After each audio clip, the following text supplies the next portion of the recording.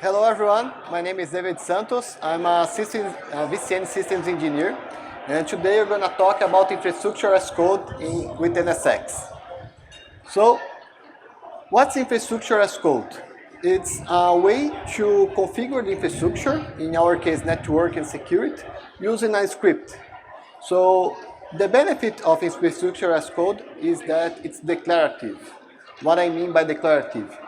In a single script, you can create many objects that will connect to each other, that will interact with each other. It's different than create a single object and wait for the response to use that response in another creation or another construction.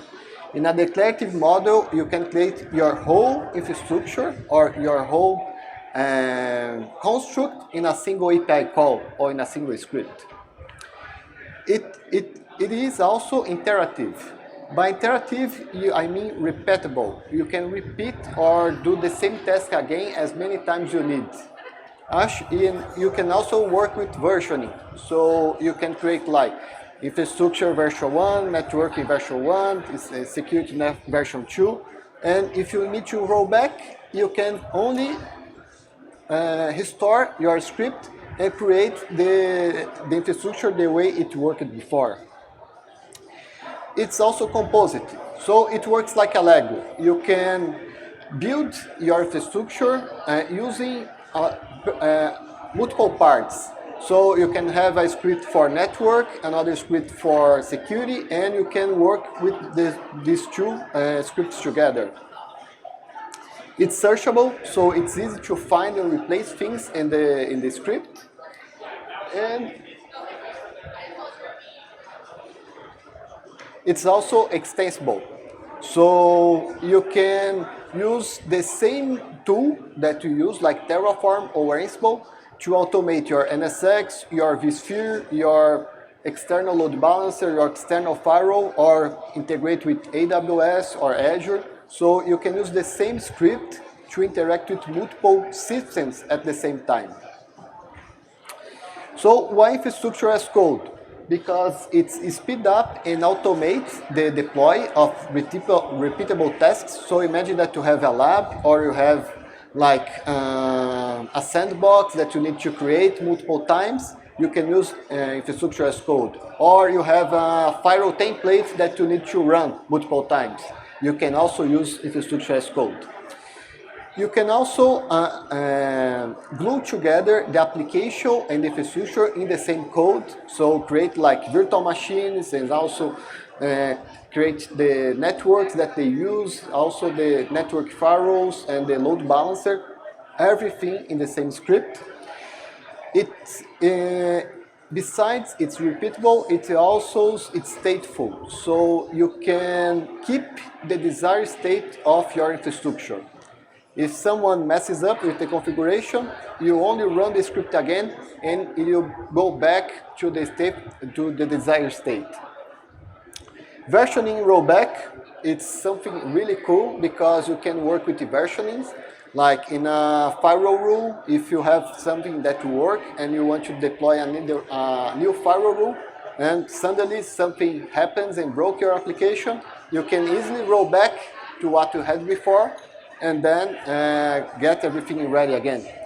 And it's also flexible because you can manage the infrastructure, the code, the way that you need. So let's start talking about with Ansible. Ansible is an open source tool. It uses YAML as a declarative language, so you can put everything or multiple things in multiple YAML files. It has idempotency, so this kind of stateful configuration, it will keep the desired state of your system. Ansible works with modules, so the modules are a way to interact with systems. In our case, we work with Python. In NSX, we work with Python, but you can use any language as long as they keep the idempotency to interact with Ansible. So you can use Perl, Bash, Ruby, whatever. As long as they keep the stateful, you can use the language. And Ansible also works with playbooks. So when you run a playbook, you run your script and configure something. To work with Ansible NSX is really easy. You can go to our GitHub repository and install the NSXT modules with Galaxy. And to use, it's only a single line, Ansible-playbook. You can use a dash p here to get more verbose. I also have the repository that I'm using here. It's public. And here we have an example of how it's an Ansible playbook. So in this case, we have our Ansible module reference. So we have the namespace, vMware Ansible for NSXT, and then the module that you're gonna use. That in this case will create the segment. So we have here the NSX credentials and also the states. So if you use present, it will keep or create it. And if you use absent, it will remove. And also the object details here of what you're gonna create. In this case is a segment. We can also work with the variables in Ansible. So we have our playbook, and our playbook will be referenced to a vars file where I can reference the display name of multiple segments, also the tier 1 that will be connected, the gateway address, and here in this configuration I'm using Ansible to read a variable from bash. So I didn't want to put the IP address and the username and password of NSX, and I'm using here in the top a way to look up at the bash variable that will use to interact with my system. In this demo, we're gonna create two segments that will be connected to this T1. It's a really simple demo. And then we're gonna delete one of the segments and run the script again and see what happens. So I will run the script here. It created two segments. We can see here our two segments. Now we're gonna delete one of them and run the script again. And you can see that it kept one and another one it created. So this statefulness helps a lot to keep it in desired state. Now let's talk a little bit about Terraform. It's another open source tool that has been developed by HashiCorp. You have two ways of working with Terraform. You can use JSON or HCL. I particularly like HCL very much. It's easy to use and it's also very simple. Terraform also works with declaring the desired state and also use CRUD, so create, read, update, and delete, the same way that we interact with our API. In Terraform, we have the providers that are the way that Terraform will interact with the system. And you have the modules.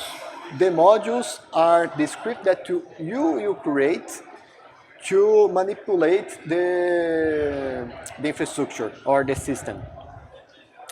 To use Terraform, it's very simple. You have four main commands. Terraform init, that will download the provider and check if everything is all right. Terraform plan will show you what the script will do in your system. Terraform apply to apply the configuration, and Terraform destroy to remove everything. So here we have the files. Also, all these files are available at the repository. We have the provider.tf, and we're gonna use the vMware NSXT, is our official provider. We also have our main.tf file. What's interesting about Terraform is that you put everything inside the directory using .tf or .tf vars, and it will run everything that has .tf in the files.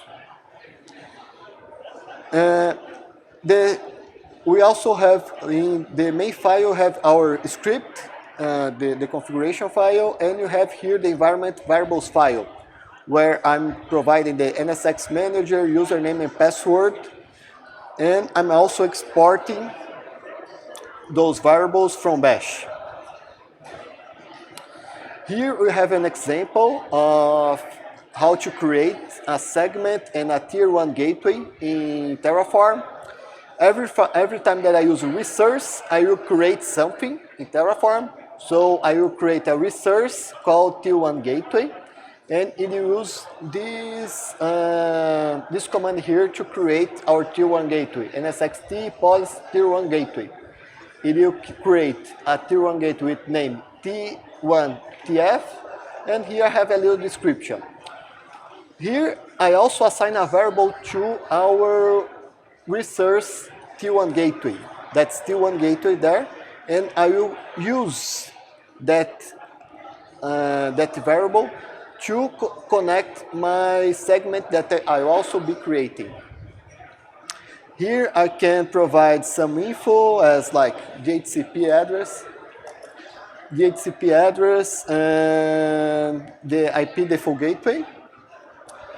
And in this test, we're gonna create a whole infrastructure. So we're gonna create three security groups, also apply tags to VMs, the firewall rules, the 3 segments, the T1 gateway, and the T0 gateway is already created. So we're gonna consume that and create everything below this tier 0 gateway.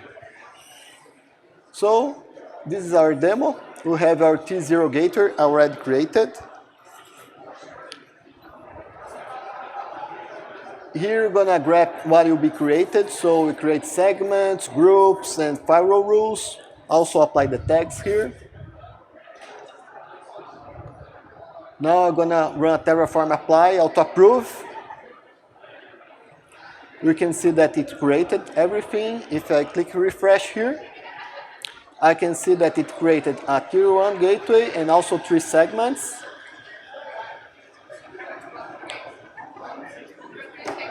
And if I go there in security, I can see now that it created a security policy with all the security rules. And if someone messes up, in this case, if someone deletes some rules and also modify another rules, we just run the script again and it will roll back to desired state. So I will publish this wrong version and run the script again.